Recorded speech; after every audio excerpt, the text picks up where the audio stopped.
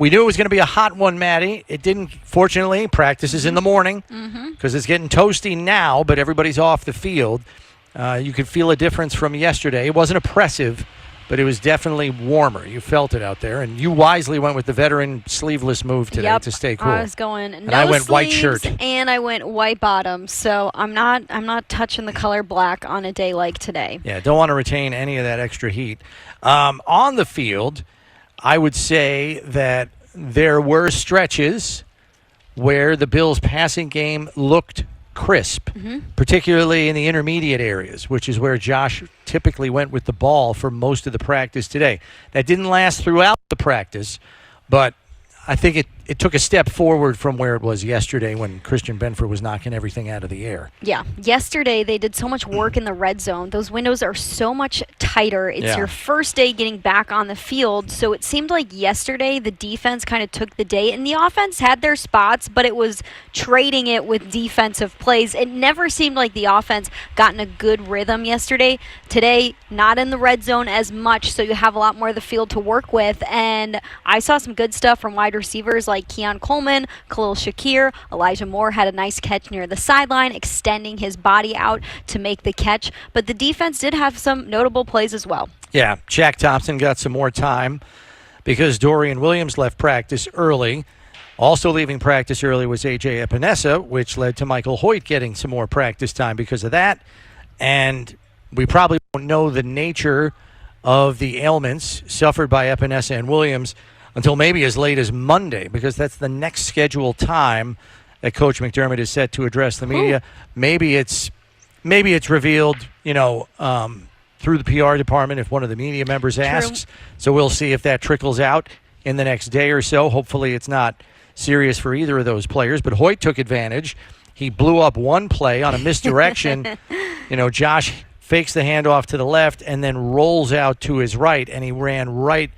Michael Hoyt standing there waiting for him. He had an advantageous matchup because he was matched up one-on-one with rookie tight end Jackson Hawes, and that's Michael's like, a little bit of a mismatch. Hello, Josh, I'm not going to touch you, but you know what happens here. Yeah, I would have sacked you. So he had that play, and Shaq Thompson had a couple of pass breakups. Yeah, toward the end of practice, I keep seeing this 45 jersey running around, and one of the new players, Shaq Thompson, who did spend some time in Carolina with Sean McDermott for a little bit. And it was great to see him on the field because he spent most of OTAs out. He was a late addition to the team during OTAs, was kind of rehabbing back from an injury, getting accustomed to the playbook, and here he is tipping two passes that almost turned into an interception for him.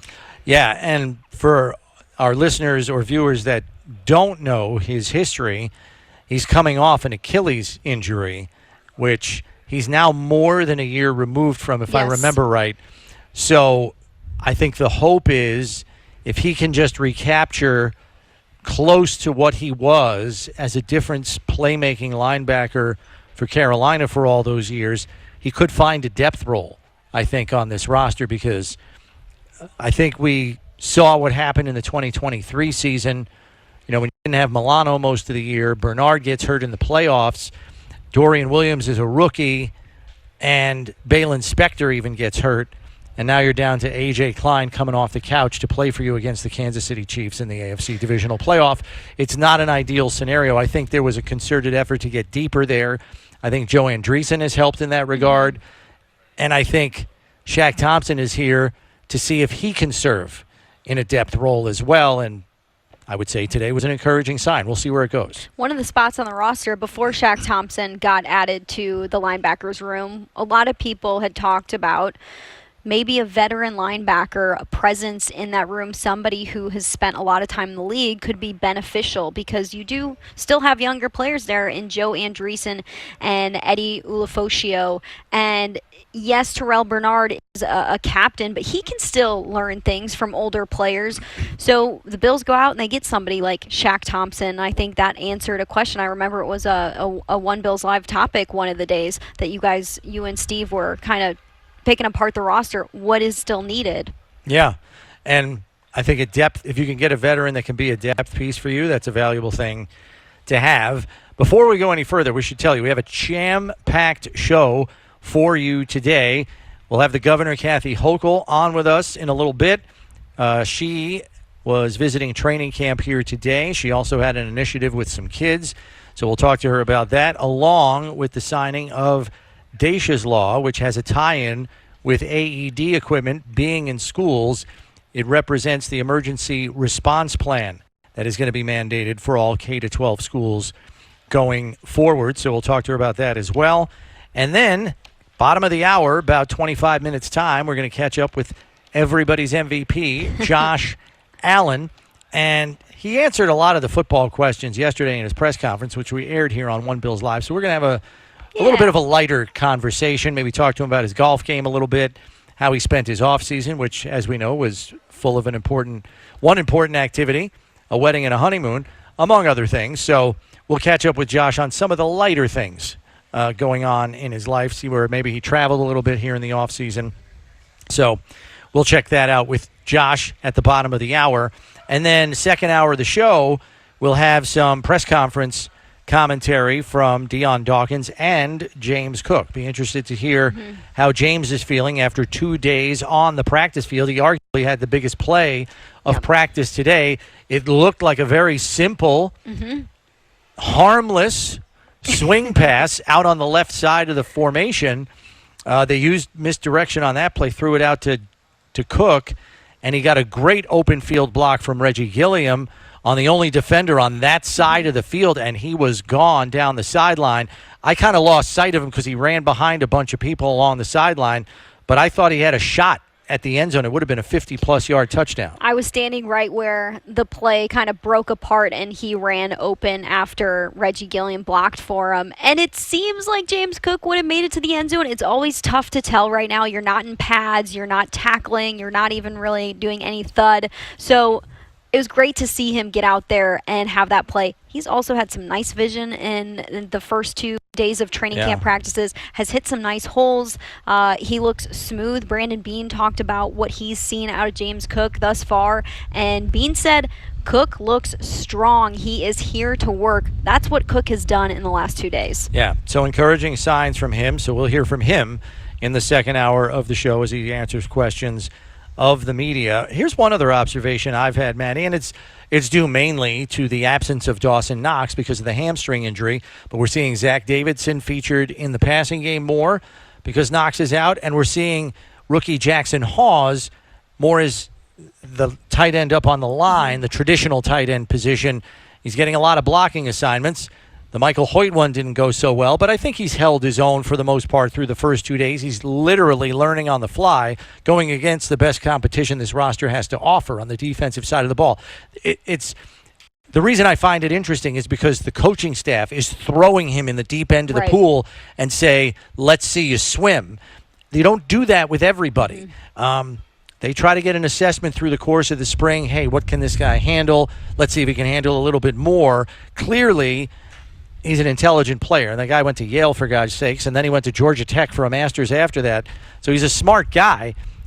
I think they want to see how much can he handle and how quickly can he adjust to it.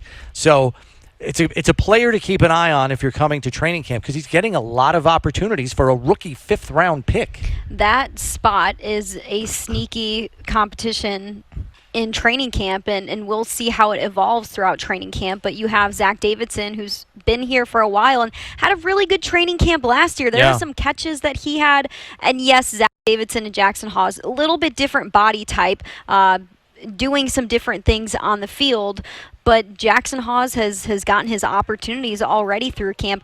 Joe Brady, our offensive coordinator, spoke to media earlier today. One thing that he mentioned was a lot of these rookies, they're not getting a lot of reps. And so when they get reps, I don't want them to be afraid. I want them to go out there and try their best. I know they're going to make mistakes. It's about correcting those mistakes once we're in the meeting room and getting back onto the practice field.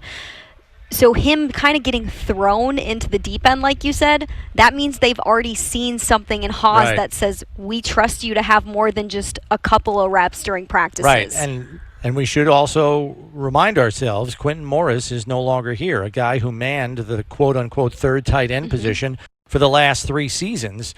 He's no longer part of the equation. I think it's one of the main reasons they drafted Jackson Hawes to serve in a similar role.